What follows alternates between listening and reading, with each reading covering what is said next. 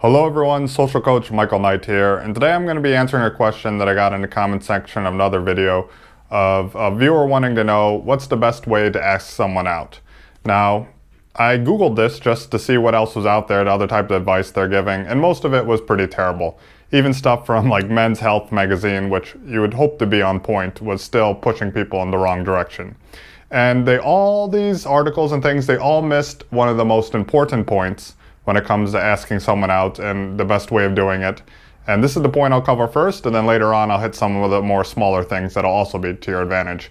But the major thing, the most important thing when it comes to asking someone out, it's you need to make it a low pressure situation where the person knows you're comfortable with hearing no from them. Now, a lot of people don't know this, and they think like asking someone out is like a one-time off thing. Like, okay, I have one move to ask them out. And I only can play this card once, and after I play it, that's it. It's over. It's either yes or no, and I'm a little too scared to find out. And that's one of the reasons I'm putting it off for so long, because I just don't want to be, I need the perfect moment because I only have this one chance. That's not how it works at all. That's one of the biggest things people get wrong.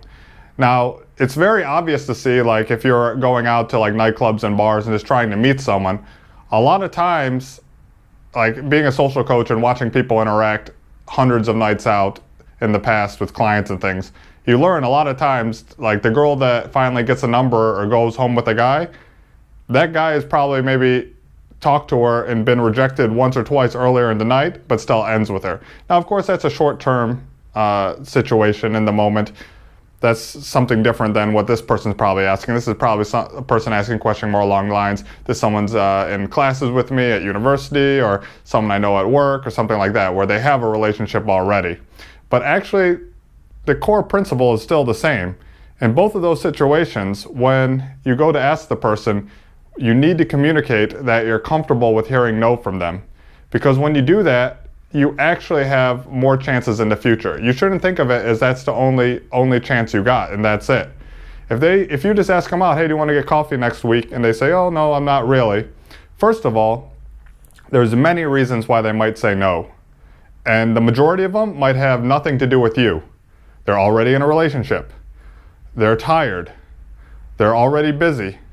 You know, there's plenty of reasons to say no, and very few good ones to say yes, actually. So you might not even know the reason no, so you don't want to just cut yourself off right there. Now, I remember like in the Men's Health magazine that I clicked on, the first link I came to, like when I asked this question of Google, it said, once they say no, never be persistent, because persistence is terrible and you're crossing their boundaries and things like that. And I'm like, my God, this is coming from Men's Health. Like, would this be like in a weightlifting article? Like, you didn't bench what you wanted? Well, don't be persistent. Don't try again a month later, because you'll never make that benching. Oh, you didn't get that promotion? Well, don't work harder and see if you can't get the promotion next year. Like, I don't know why like a magazine that's supposed to be for improving men is telling them that persistence is not an important thing. What is important is you need to be respectful of their decision. You shouldn't be forceful. You shouldn't be begging them, trying to attempt to change their answer. Yeah, that's fine. But to think that you can never ask again in a month later, that's not harassing a person to ask again weeks or a month later, or even later in that day. As long as you're not putting pressure on them, which I said, again, is the most important thing. As long as they don't feel pressure like you're forcing them and you're just giving them the option, it's okay to ask for something again in life. That's perfectly normal. Here's another secret. Sometimes a girl may just say no to see how you react, to test your confidence, to see if you get upset. And if you get upset, they go, oh, this guy's not really confident. He doesn't really believe in himself. And if he doesn't believe in himself, why should I believe in him as being a good choice for me? So again, by following the basic rule of just showing that you're completely okay with them saying no and comfortable with it, this really increases your chances. And after they see this, here's the magic. Attraction that may have not existed in the beginning can actually be generated just by your response to them saying no. If you don't get butthurt, if you don't get upset, and they see you as a confident person who is self-fulfilled and doesn't need things from other people, attraction can be generated that actually can change their mind in the future. In addition to my primary piece of advice of making sure the other person knows that you're completely comfortable with hearing no from them, the other advice I have is make sure you ask them almost as soon as possible. A lot of people think putting it off and getting to know them better will help them, which is true. Up to some point it does. But if you're putting it off weeks and months asking someone else, girls aren't stupid. They can detect that you like them. And you only come off looking less confident and sure of yourself the longer you wait. Now, like I said before, if you made your interest clear from the start, you asked them out, they said no, you respected their answer, but you continue being friendly with them, and you do get to know each other more. But she knows, this guy, he was straight up with me from the start. I know where he stands. He was confident in himself. And you know what? As time went on, I do like him more. And then you ask a little later down the line, then you have a good chance of it. But what normally happens is a guy, they'll ask, they get embarrassed, they're ashamed of themselves. The girl sees he wasn't completely comfortable with hearing no from me because look, he's upset about it. And he's a little shamed and sad about it. And now he's starting acting awkward with me.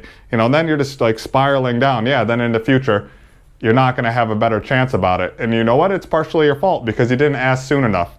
If you asked soon enough, you didn't get obsessed with the person. You didn't become infatuated with them. There wasn't enough time for that to happen with you. But instead, you held on to this crush for so long, for months and months and months, getting more and more infatuated with the person, building up all this pressure in your body so that when you finally ask them, you're nervous, which again is not going to help you look confident and for them to say yes, and you finally do, and you get blown out, and then you're heartbroken and sad, and now you can't even hold a normal conversation with the person anymore. You might not even want to see them anymore, and now that no is a really hard no because it's going to be very difficult to come back from that. So again, tip number 2 is make sure that you make your interests clear as soon as possible. Don't worry if they're not interested back. Respect their decision that you're not interested back. But don't get upset about it and don't think like that's it. Feel good about yourself. Have it like a business decision. If you're in a meeting with your boss and he goes around the table and he goes, what do you think you should do? And you say, this is what I think we should do for this proposal. And your boss goes, no, I'm not really interested. I don't think I'm interested.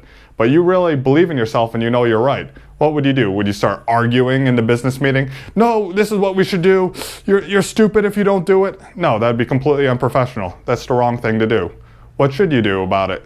You'd be like, no, I'm pretty confident with myself. Maybe the boss just needs more information. Maybe if I just communicate more and he gets to know my idea more, then he'll agree to it later. That's the way you think in a business meeting. That's the same type of way you should be when it comes to asking someone out for a date. You should know that yourself is a good choice to pick and that maybe the other person just needs a little bit more time before they can also see that too. Another tip is when making a first proposal for a first date or something is make it a low pressure situation. Make it something where the other person doesn't feel like they're making a huge commitment. Something like, yeah, just getting coffee for a couple hours or meeting for one drink. And even make it sound like, yeah, just for a couple hours, not like you're even going to take their whole afternoon or their whole night. Do it at a public place, somewhere the person feels safe, somewhere the person feels like, yeah, they can leave at any time. Worst case, it's a bad date for an hour and then they're gone. It's not like they're trapped in the situation. They're in a public place. If you can think and make your proposal something that doesn't seem like a huge commitment and seems like a low pressure situation, they're going to be more likely to accept it. And the other thing is make your proposal something specific what they're agreeing to so they know what they're agreeing to. Because if you leave it general, again, if someone offers you, here's the mystery box, do you want what's in it? I don't know if I want what's in the mystery box. You haven't told me. There's more risk to saying yes. So make it specific what you're going to do. And the final piece of advice I'm going to leave you with is be open to a counteroffer from the person, right? Again, you might not know why they say no to a date. So you can say, oh, do you want to do something else instead? Maybe they didn't want to do what you wanted to do, or maybe they're just busy. So ask them for a counter proposition. Oh, maybe a different time? And if like, oh, no, I don't really think so. So maybe then it is you. But even in that case, feel free to give them your number. Be like, you know what? That's cool. I would like to, and if you ever change your mind, here's my number and you can hit me up. Because who knows, maybe she'll go through a breakup in a week or two. Maybe you didn't know they were dating someone and now she has a number and you get a text a month later saying, hey, you know what, this is a cool guy. I'm kind of over my breakup now, I want to meet new people. And I met this guy before and he was really cool because he didn't push me into a situation. He was completely left at low pressure. He even gave me his information, said please hit me up. He wasn't chasing me and texting me and trying to convince me. You know what, I will write this guy back. So a lot of opportunities in life, they don't even come at that specific moment, but down the line because of something you did earlier. And this is the type of thing like that where as long as you're playing it cool and being in the right frame from the start, a lot of other opportunities will come later because of your behavior here at the beginning. And if you're interested in learning more about the specific behaviors and fundamentals behind attraction, then I highly recommend you check out my book, which is linked to in the description below. Also, please consider becoming a Patreon subscriber and supporting my work. Not only will you help me grow my channel and help grow my work, but you'll also get unlimited access to the Enhanced EQ online video course that I created. And also I make videos just for my Patreon subscribers that, cover more topics that are a little bit too nuanced to put on a public YouTube platform. So please also like and subscribe, since that would be doing me a huge favor when it comes to growing this channel. And until next time, ciao.